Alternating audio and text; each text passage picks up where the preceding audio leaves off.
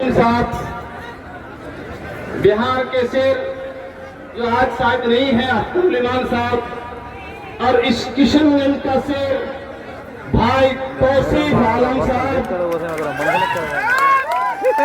और हैदराबाद से आए हुए हमारे माजिद भाई एमएलए हैदराबाद, हमारे साथ हमारे और लोग आए हुए हैं। अल्हम्दुलिल्लाह वक्त कम है और मैं एक शेर साबादी का बच्चा हूं जो कमजोर जात कमजोर कम तबका में और कम पढ़े लिखों में आते हैं। और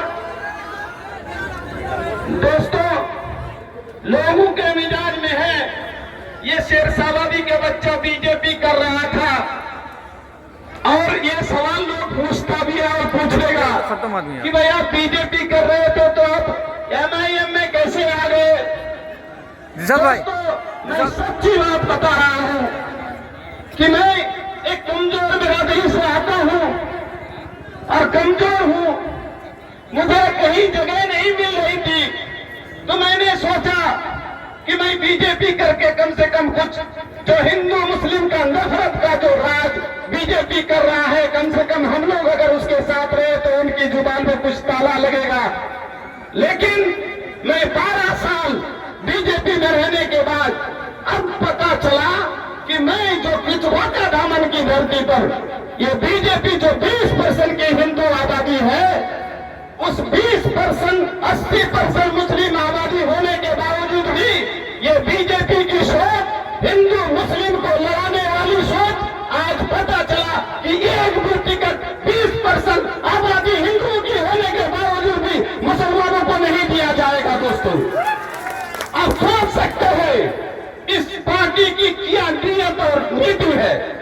ये पार्टी जो बीजेपी है, और खास करके मैं हिंदू भाइयों से कह रहा हूं दोस्तों, ये हिंदू भाई जो किशनगंज के धरती में अमन और चैन के साथ रहते हैं, मैं समझता हूं हिंदुस्तान नहीं पूरे दुनिया में कहीं भी अमन चैन से नहीं है। दोस्तों इसके बावजूद भी ये बीजेपी हम लोगों को लड़ाने के लिए, और हम लोग भी कुछ अपना राजनीतिक रोटी सेकने के लिए हमें सोचा था कि हमारे लोग हमको नहीं देते हैं, लेकिन आज मुझे समझ में आया कि आज हम अगर बच के रह जाएंगे जात के नाम से, इलाके के नाम से, बिरादरी के नाम से, जमात के नाम से, तो मुझे लग रहा है कि ये बीजेपी और ये कांग्रेस भी, कांग्रेस को देखा ना आप लोगों ने, अभी ये हमारे मुसलमान ही लोग थे ना, उसको काट के दूसरे को टिकट देके लड़ाने का काम मुसलमानों को किया इसने, ये कांग्रेस और आरजेडी ने। इसलिए मैंने सोचा कि नहीं, अगर कौम को मजबूत करना है, इलाके में अमन चैन शांति का पैगाम देना है, तो असदुद्दीन ओवैसी साहब जो हिंदू मुस्लिम एकता की बात करते हैं, एसटी/एससी और मुसलमानों की तरक्की की बात करते हैं, उनके साथ रहना होगा, वरना हमारी कोई दास्तां ना होगी दास्तानों में। दोस्तों इसलिए मैंने ऐलान किया है, और खास करके मैं शेर सवारी भाइयों से मैं कहता हूं, जो लोग भी आए हैं मैं उनसे कहना चाहता हूं दोस्तों, ये हम लोग जो जात-पात की राजनीति थोड़ा बहुत कर रहे हैं और करते थे, इनको तौबा कर दीजिए। अगर जात-पात पे लड़ जाएंगे तो आपको यहाँ से निस्त नाबूद कर दिया जाएगा।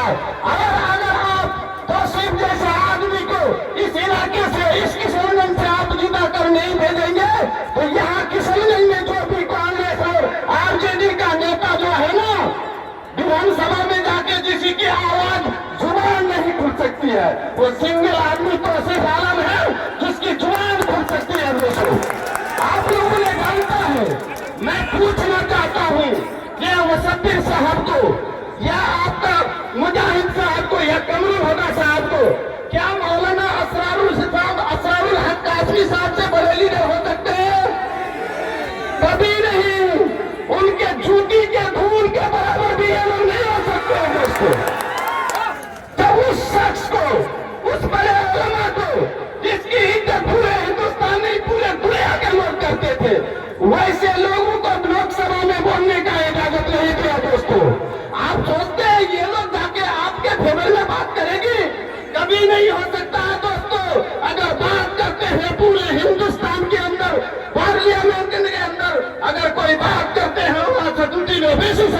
करते हैं। अरे पूरे बिहार के अंदर कोई अगर बात करता है आंख में रहकर, तो वो हमारे अख्तरुल ईमान साहब बात करते हैं। अगर पूरे किशनगंज के अंदर अगर कोई शेर, कोई नेता किसी से भी आंख से आंख मिलाकर बात करते हैं, वो हमारे तहसील साहब करते हैं। किसी की ताकत नहीं है दोस्तों। इसलिए मैंने बहुत मंथन किया और सोच समझ के किया कि ये पार्टी जो असदुद्दीन ओवैसी साहब हमारी लड़ाई लड़ रहे हैं, मुसलमानों की लड़ाई लड़ रहे हैं, दलितों की लड़ाई लड़ रहे हैं, उसको छोड़कर अगर हम कहीं वोट करते हैं तो हमारी दास्तां वहां नहीं होगी दोस्तों। मुझे कोई सम्मान और इज्जत देने वाला नहीं है, ये लड़ा के मारने का काम करता है। इसलिए आज मैं इस पार्टी को ज्वाइन करता हूं और आप सबों का शुक्रिया अदा करता हूं कि इतनी भीड़ ये बता रही है इस बार 1 लाख पार तो से वाला साहब। उम्मीद रखता हूं इंशाल्लाह हम लोग कोशिश करेंगे और ईमानदारी और सच्चाई के साथ कोशिश करेंगे। चारों सीट किशनगंज का हम लोग जिताकर भेजेंगे और इसी साहब और जो भी सरकार बनेगी वो ओवैसी साहब के अलावा एमआईएम के अलावा नहीं बन सकती है। इसलिए आप सबों से गुजारिश करता हूं कि आप लोग दिल से दिल मिलाकर इस बार तौसीफ आलम साहब को, हमारे भाई शम्स आगा साहब को जिताकर आप भेजें और हिस्सेदारी बने। मैं इन्हीं शब्दों के साथ मैं अपनी बात खत्म करता हूं। अस्सलाम वालेकुम व रहमतुल्लाह।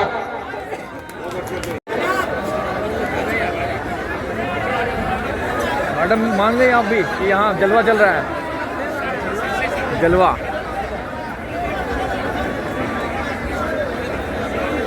बिस्मिल्लाहिर्रहमानिर्रहीम। अस्सलाम वालेकुम व रहमतुल्लाहि व बरकातुहू।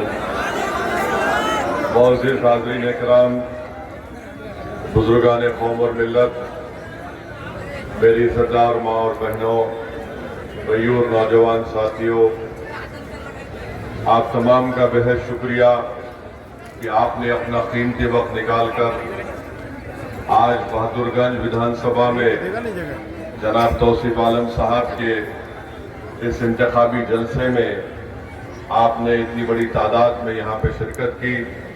आपका बहुत बहुत शुक्रिया।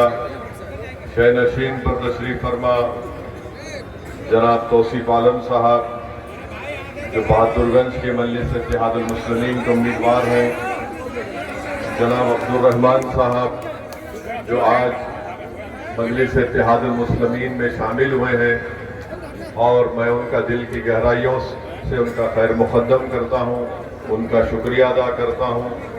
और उन्होंने अभी हम तमाम के सामने अपने मुख्तसर से बसीरत अफरोज़ खिताब में ये बताया कि वो क्यों मजलिस इत्तेहादुल मुस्लिमीन में शिरकत कर रहे हैं। उन्होंने बताया कि उनका ताल्लुक़ शेर शाहबादी बरादरी से है। मैं उनका और उनके तमाम समाज का दिल की गहराइयों से शुक्रिया भी अदा करता हूँ और आपका खैर मुक़द्दम करता हूँ।